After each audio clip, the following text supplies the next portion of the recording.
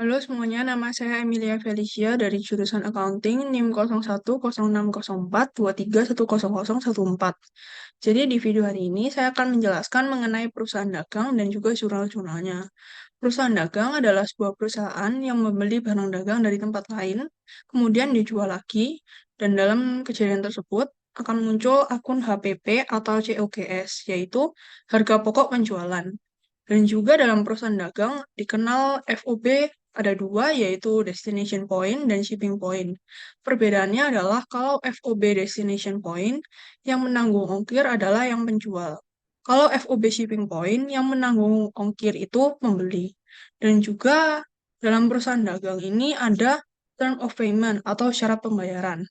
Umumnya adalah 1/10 N/30, yaitu akan mendapat potongan 1% jika dilunasi 10 hari setelah tanggal transaksi, dan batas pembayaran terakhir 30 hari setelah transaksi.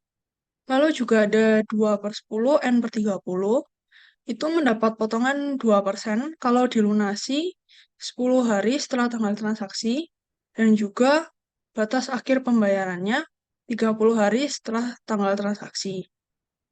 Lalu juga dikenal 2/10 EOM, yaitu mendapat potongan 2% jika dilunasi 10 hari setelah bulan tersebut. Perbedaan dari perusahaan dagang dengan perusahaan jasa, kalau perusahaan dagang, dia menjual barang dagang yang ia beli sebelumnya. Kalau perusahaan jasa, ia memberi jasa tanpa menjual barang apapun.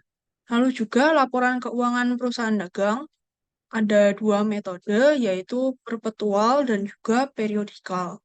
Kalau periodikal itu akan dicatat detail-detailnya pada akhir bulan. Kalau perpetual, pada setiap transaksi akan dicatat detail-detailnya seperti HPP dari barang tersebut. Jadi, langkah pertama yang kita buat adalah jurnal umum. Di sini pada tanggal 1 April 2023 ada surat pernyataan penyetoran modal berupa uang tunai kepada PT milik kita, yaitu PT Tinta Maju Bersama sebesar 100 juta. Maka akunnya cash karena kita mendapatkan cash dari penyetoran modal itu.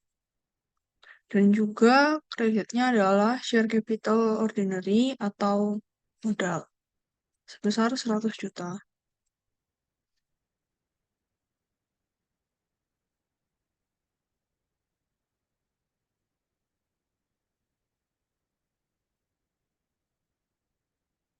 Lalu yang kedua pada tanggal 2 April 2023, ini PT Sukamaju mengeluarkan invoice penerimanya Ship2 PT Tinta Maju Bersama, PT yang punya kita, yaitu dengan payment terms-nya 2/10 N/30. Berarti kita belum membayar untuk transaksi ini. Dan juga shipping method-nya FOB Destination Point dibayar secara cash. Kalau FOB Destination Point berarti yang menanggung itu penjual. Maka kita tidak menanggung ongkir untuk transaksi ini.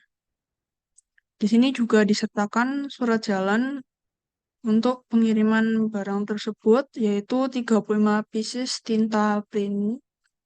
Harga per unitnya 100.000, jadi totalnya 3.500.000. Maka kita catat,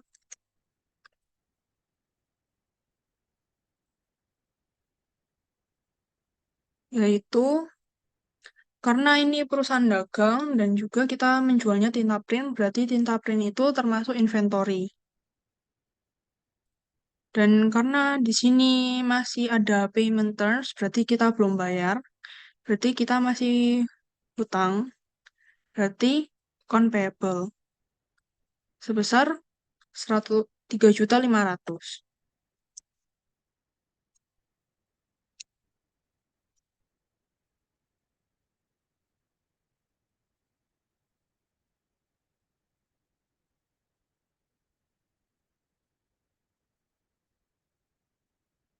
Lalu selanjutnya pada tanggal 4 itu ada retur pembelian yaitu 3 pieces tinta print, harga per unitnya 100.000, maka totalnya 300.000.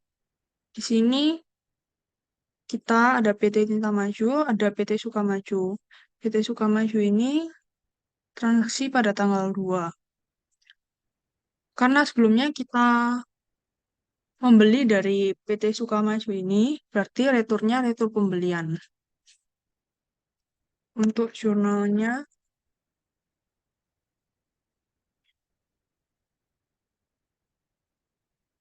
karena sebelumnya transaksinya kita belum bayar, maka hutang kita berkurang. Karena kita mengembalikan barang dan langsung otomatis potong hutang. Karena kita yang barang yang kita kembalikan itu inventory, maka inventory kita berkurang. Sehingga inventorinya dikredit sebesar 300.000.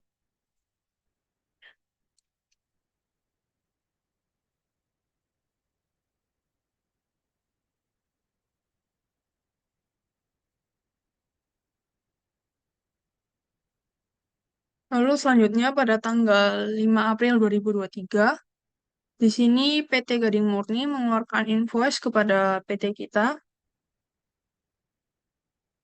yaitu ada payment terms-nya 1/10, N/30. Shipping method-nya FOB shipping point, pembayarannya secara cash.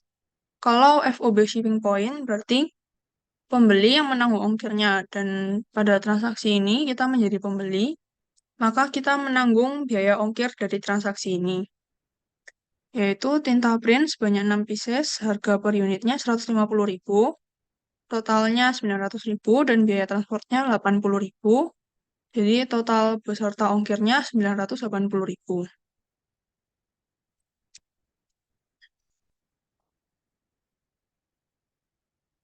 Yaitu karena yang pembeliannya tinta print berarti termasuk inventory. Lalu ada membayar ongkirnya secara cash, dan juga membayar tinta printnya itu secara utang.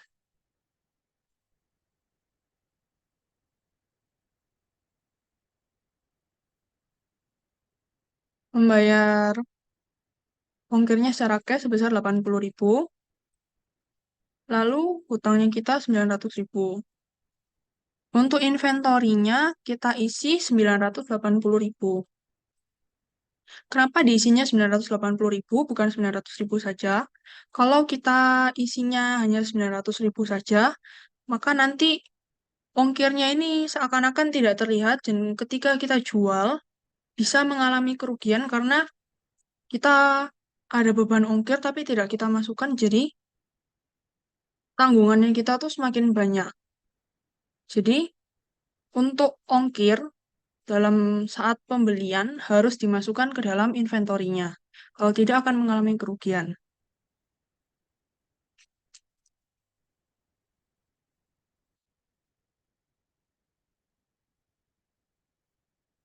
Di sini juga disertakan surat jalan untuk 6 bisnis tinta print itu, dan juga ada kwitansi pembayaran untuk pembayaran ongkirnya. Lalu pada tanggal 9, invoice-nya dikeluarkan oleh PT Tinta Maju Bersama, berarti PT kita, untuk toko Abdi, yaitu ada payment terms-nya 1/10, N/30, shipping methodnya FOB destination point, pembayarannya secara cash, lalu barangnya 2 pieces tinta print, harga per unitnya 200.000, totalnya 400.000.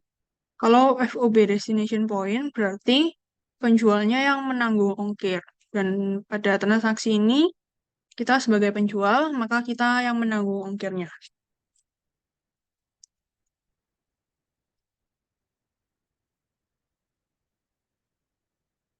Yaitu karena ini transaksinya untuk tinta printnya belum dibayar, maka toko Abdi ini masih hutang kepada kita, atau yang kita sebut sebagai piutang.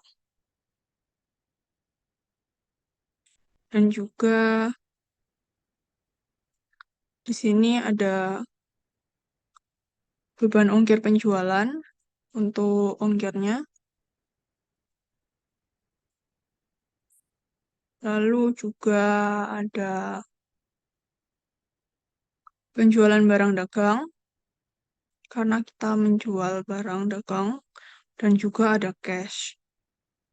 Untuk piutangnya sebesar 400.000. Maka penjualan barang dagangnya juga 400.000.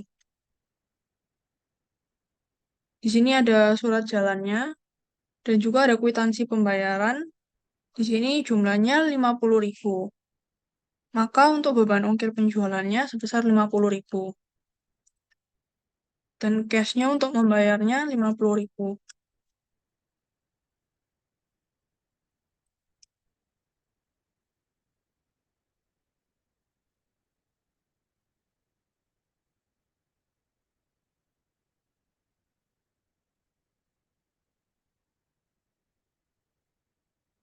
Lalu selanjutnya di sini pada tanggal 12 April 2023 ada kwitansi pembayaran terima dari PT Tinta Maju Bersama dan juga ada PT Sukamaju. Berarti ini kita membayar kepada PT Sukamaju. PT Sukamaju ini transaksi pada tanggal 2 April. Syarat pembayarannya 2/10 N/30. Berarti kalau kita mendapat potongan, batas akhirnya pada tanggal 12 April. Lalu kita cek apakah ada retur. Di sini ada retur sebesar 3 pieces, yaitu 300.000. Maka barang yang kita beli, yang masih menjadi utang bersisa 3.200.000, yaitu 3.500.000 dikurangi 300.000.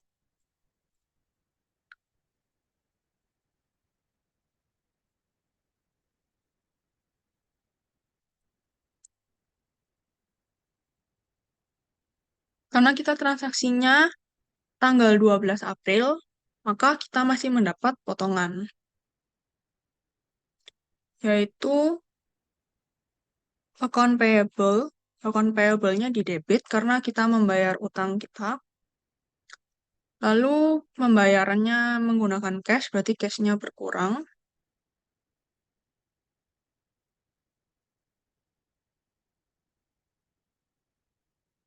Tapi ada diskon pembelian. Kalau untuk pembelian, kita catat sebagai inventory,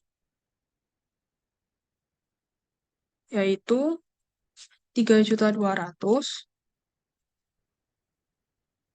Untuk inventorinya itu 2% dikali dari nominalnya. Maka potongannya sebesar 64.000. Untuk cash yang sisa kita bayar, 3.200.000 dikurangi 64.000, yaitu 3.136.000. Sesuai dengan di kwitansi pembayarannya, 3.136.000.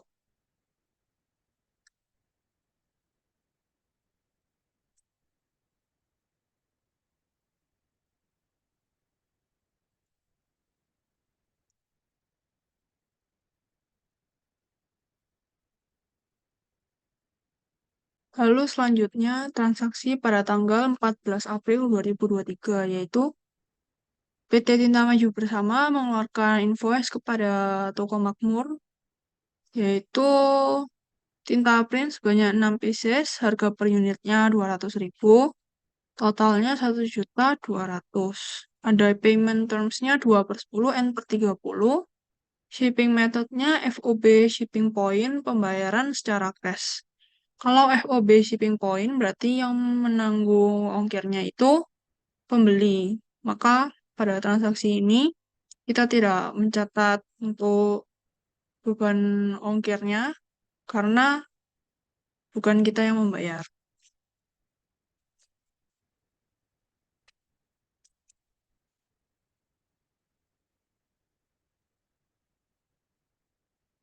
Karena pembeliannya ini masih ada payment terms-nya, berarti masih piutang. Dan juga kreditnya penjualan barang dagang sebesar 1.200.000.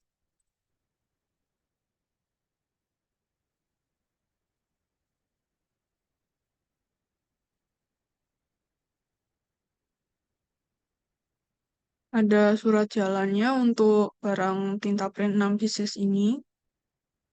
Lalu pada tanggal 18 April ada retur penjualan yang dikeluarkan oleh PT Tinta Maju Bersama, yaitu yang meretur toko Makmur tinta print 1 pieces harganya 200.000.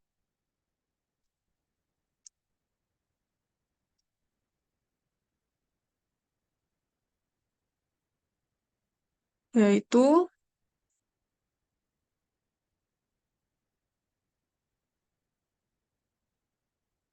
retur penjualan dan juga kreditnya adalah account receivable. Karena sebelumnya toko Makmur ini masih hutang kepada kita, namun dia mengembalikan barang, maka utang toko Makmur di kita ini berkurang.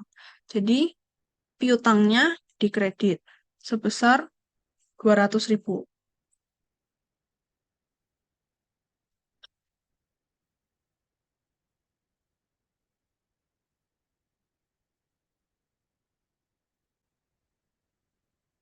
Yaitu untuk pencatatannya,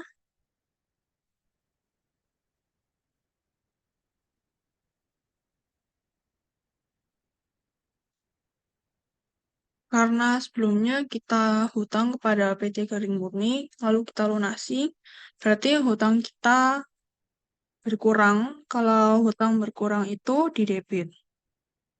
Lalu kita membayar menggunakan cash, maka cashnya di kredit sebesar 900.000.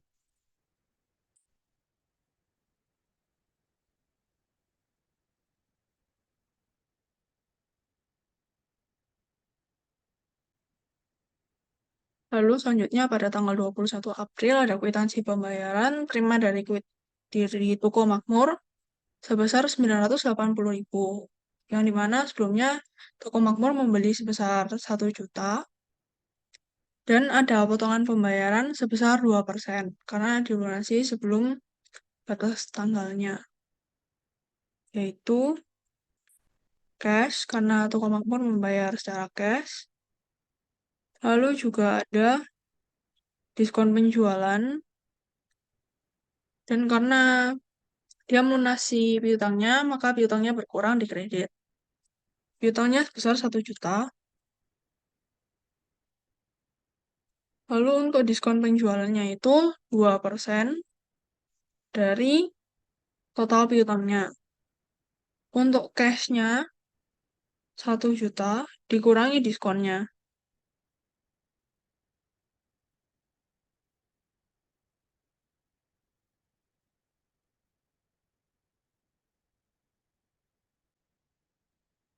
Lalu selanjutnya pada tanggal 24 April 2023 ada kwitansi pembayaran terima dari toko Abdi yang mengeluarkan PT Tinta Maju Bersama sebesar 400.000.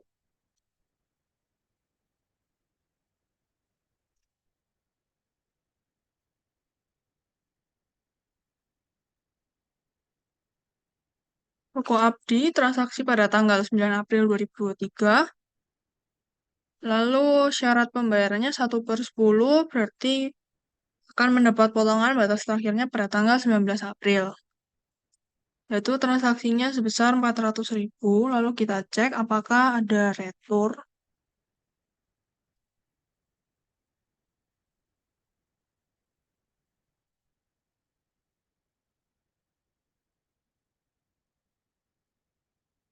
Untuk toko Abdi ini tidak ada retur, maka langsung kita catat,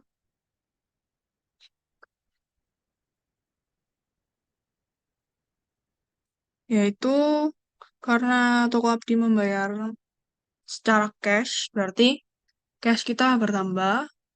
Lalu untuk kreditnya adalah account receivable atau piutang, karena piutangnya sudah dibayar, maka piutangnya berkurang, yaitu di kredit sebesar 400.000.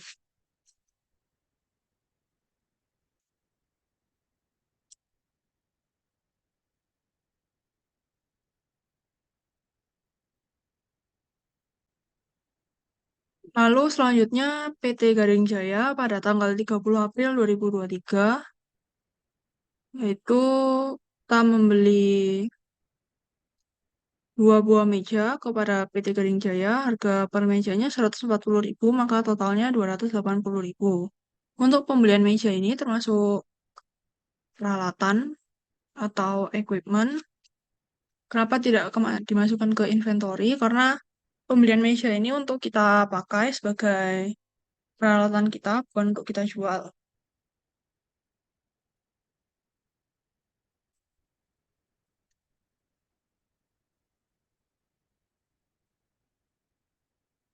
Yaitu equipment.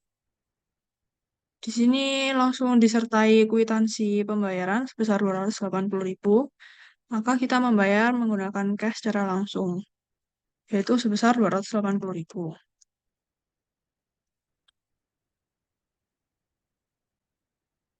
Lalu selanjutnya ada laporan stok barang gudang, yaitu pada tanggal 2 April ada pembelian kepada PT Sukamaju. Untuk transaksi tersebut tidak ada HPP-nya karena kita membeli. Lalu tanggal 4 retur pembelian juga tidak ada HPP-nya. Lalu pada tanggal 5 ada pembelian lagi kepada PT Ganding Murni, juga tidak ada HPP-nya atau CUGS.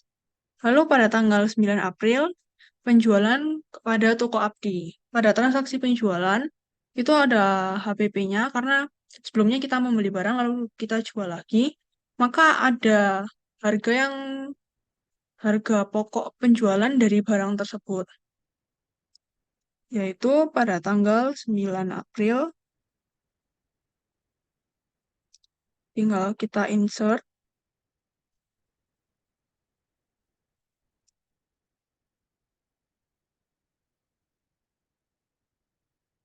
yaitu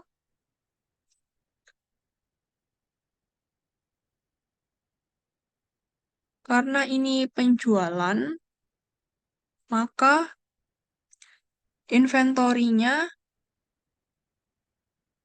di kredit, sedangkan debitnya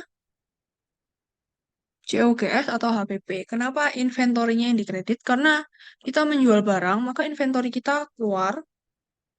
Kalau inventory kita keluar kan berarti berkurang. Kalau berkurangnya itu dikredit,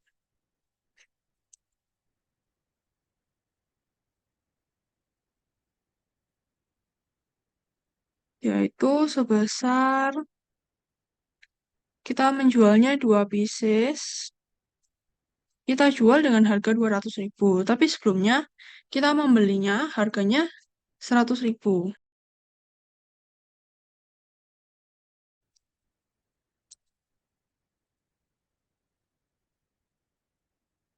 Selanjutnya 14 April penjualan pada toko Makmur sebesar 6 pieces tinta print. Kalau penjualan maka akan ada HPP-nya,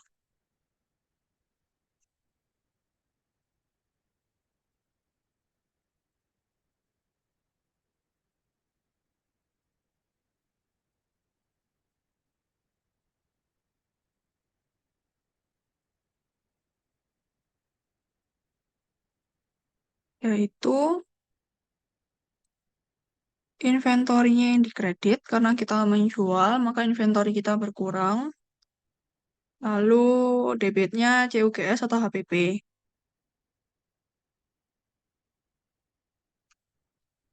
sebesar 6 pieces. Sebelumnya kita beli harganya 100.000, maka HPP-nya 600.000.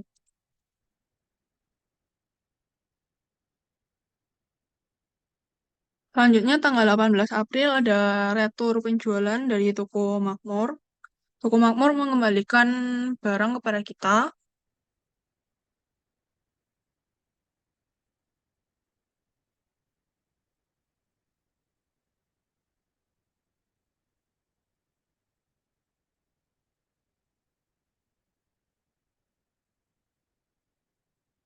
karena ini retur penjualan. Kalau di retur berarti kan inventory kita bertambah karena inventorinya kembali lagi ke kita. Maka inventorinya yang di debit, sedangkan yang di kreditnya COGS atau HPP. Sebesar yang dikembalikan satu pieces waktu kita beli harganya 100.000, maka HPP-nya 100.000.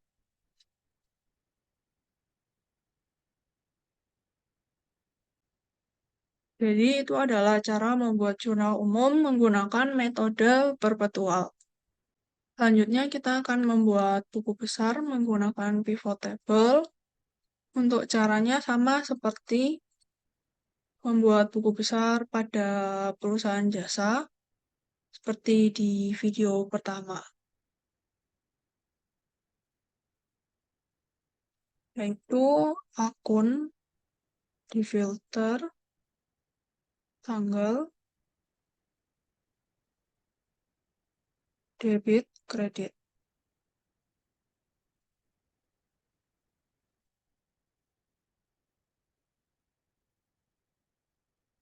Di sini ditulis saldo akhir. Lalu formulanya if debit lebih besar dari kredit, maka debit min kredit. Namun kalau sebaliknya kredit min debit. Di sini kita pilih cash.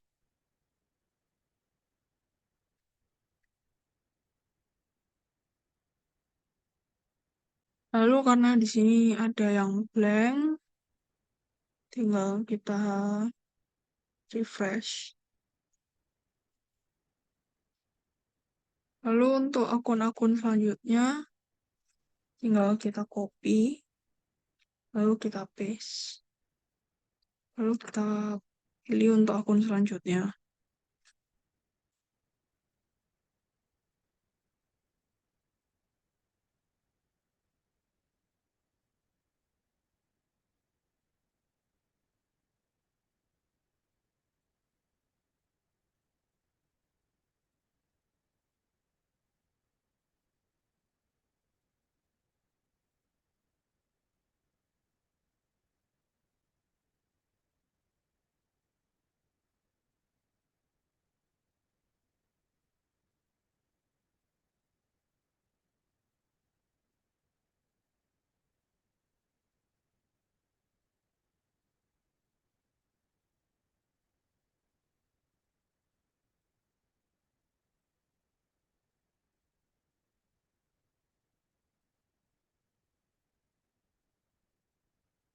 Ini buku besarnya.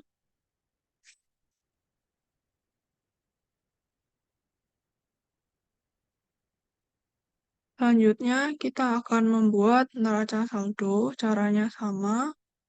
Kita pakai pivot table.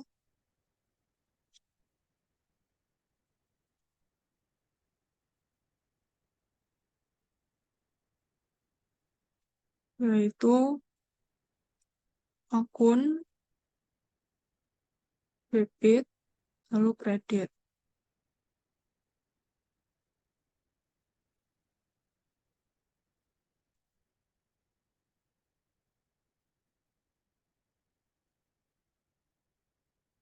Formulanya kita isi if debit lebih besar dari kredit, maka debit min kredit. Lalu untuk kreditnya,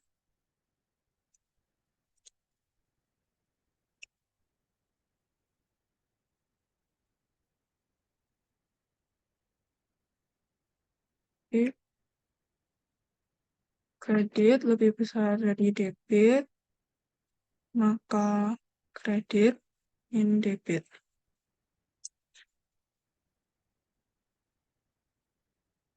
Lalu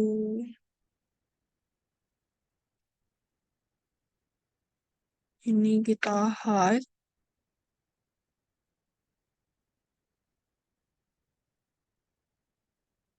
Di sini tinggal kita jumlah.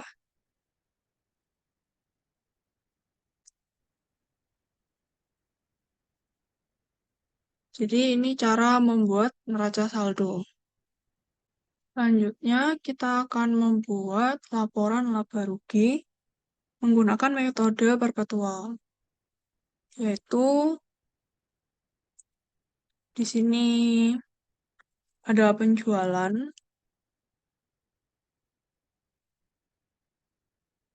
yaitu 1.600.000.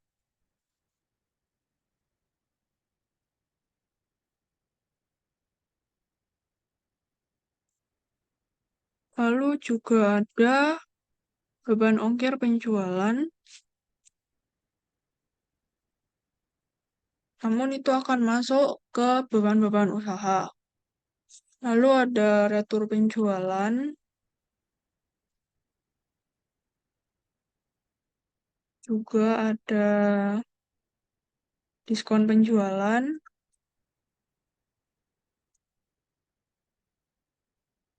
dan COGS atau HPP.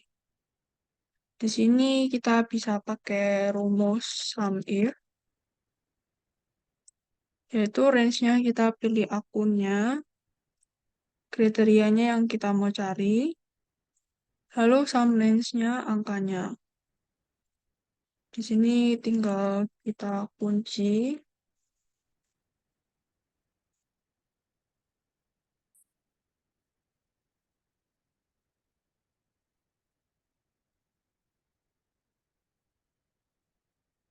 lalu ini tinggal kita drag ke bawah. Nanti akan dapat laba kotor, yaitu 1.600.000 dikurangi 200.000 dikurangi 20.000 dikurangi 600.000, yaitu sebesar 780.000. Lalu di sini beban-beban usaha. Di sini beban-beban usahanya hanya ada beban ongkir penjualan, yaitu sebesar 50.000.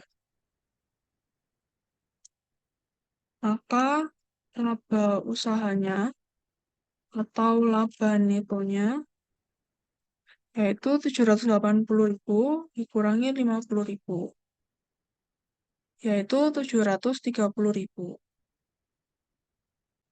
Selanjutnya kita akan membuat laporan saldo laba, yaitu isinya laba pada bulan sebelumnya, namun pada perusahaan ini baru buka pada bulan ini, jadi tidak ada laporan laba pada bulan sebelumnya. Langsung kita masukkan laba netonya, dan juga ada saldo laba ini harusnya ada prive, tapi pada bulan ini tidak ada prive, jadi saldo laba isinya hanya laba neto saja. Selanjutnya kita akan membuat laporan posisi keuangan.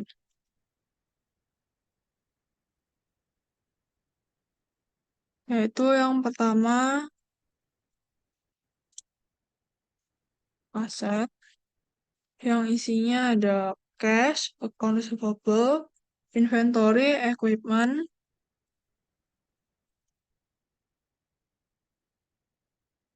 Lalu untuk angkanya langsung kita pakai sum if, range-nya dimasukkan akunnya, kriterianya yang kita mau cari, sum range-nya, angkanya. Lalu kita kunci.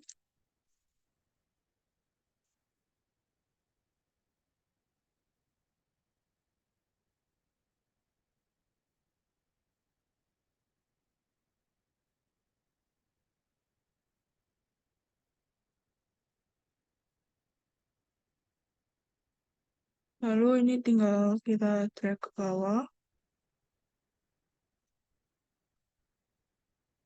Lalu kita hitung total asetnya. Kita pakai sum, ya kita pilih. Total asetnya itu 100.630.000. Lalu selanjutnya liabilities atau utang. Namun di sini account payable-nya 0, yaitu tidak ada utang, maka liabilities-nya kita 0. Selanjutnya equity, yaitu isinya share capital ordinary atau modal dan laba, yaitu modalnya sebesar 100 juta, laba netonya 630.000.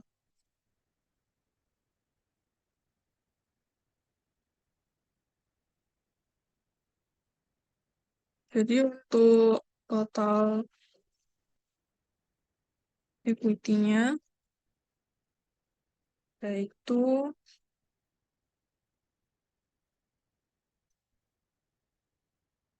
100.630.000.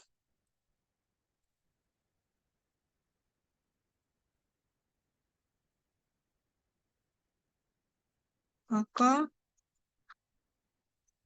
total liabilities ditambah equity yaitu liabilitiesnya tidak ada, yaitu equity-nya 100.630.000. Sehingga untuk aset sama dengan liabilities ditambah equity, hasilnya sudah sama, yaitu 100.630.000.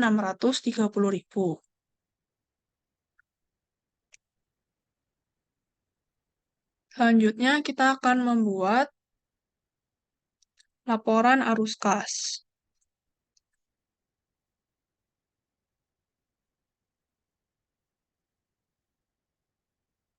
yaitu arus kas untuk kegiatan operasional, lalu arus kas untuk kegiatan investasi, dan juga arus kas untuk kegiatan pendanaan. Kalau untuk kegiatan operasional itu, setiap untuk transaksi operasional sehari-hari, seperti penerimaan kas atau pemasukan kas dari penjualan. Nah, penerimaan kas. Caranya kita ke jurnal umum, lalu ini kita filter menggunakan data, lalu pencet filter. Lalu di bagian akunnya, kita pilih kas. Di sini kasnya kita beri warna.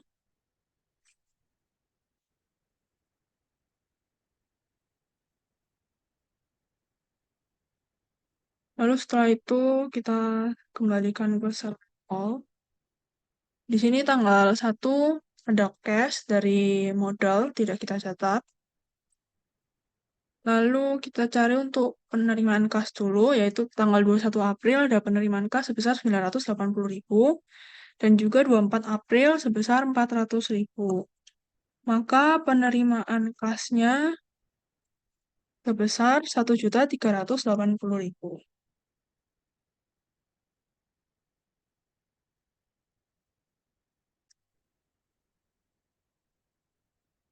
Lalu untuk pengeluaran kas, yaitu kita mengeluarkan kas sebesar 80.000 untuk pembayaran ongkir. Lalu juga mengeluarkan kas sebesar 50.000 lagi. Lalu 3.136.000 untuk membayar utang. Lalu ada 900.000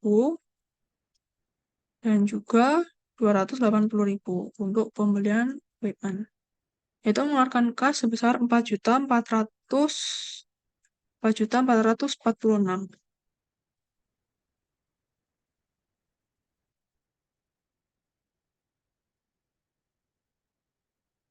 Jadi kas yang kita harus kas untuk kegiatan operasional ini yaitu kita pakai, namun untuk pengeluaran kasnya lebih banyak dari penerimaan kas sehingga kas kita berkurang sebesar 3.066.000. Lalu kalau untuk kegiatan investasi ini yaitu untuk pembelian peralatan atau penjualan peralatan. Yaitu kita ada pembelian peralatan yaitu pada tanggal 30 April sebesar 280.000. Untuk pengeluaran kas tadi, 280.000-nya tidak masuk di kegiatan operasional karena dia masuknya ke investasi.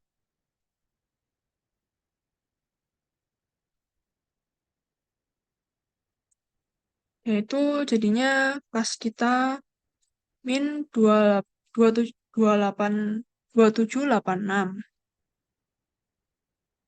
Lalu untuk arus kas kegiatan pendanaannya tidak ada karena tidak ada pinjaman dari bank sehingga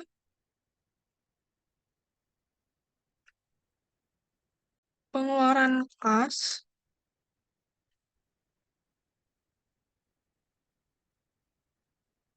yaitu 2.786 ini. Lalu kita ada beli peralatan lagi sehingga di minus yaitu 3.066.000. Lalu kas pada awal periode yaitu pada tanggal 1 sebesar 100 juta. Lalu kas pada akhir periode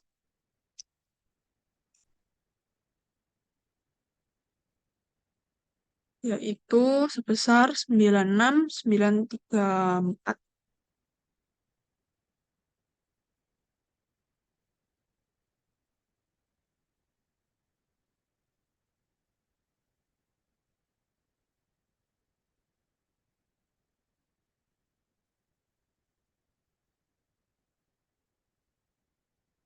Jadi itu cara membuat laporan arus kas untuk perusahaan dagang.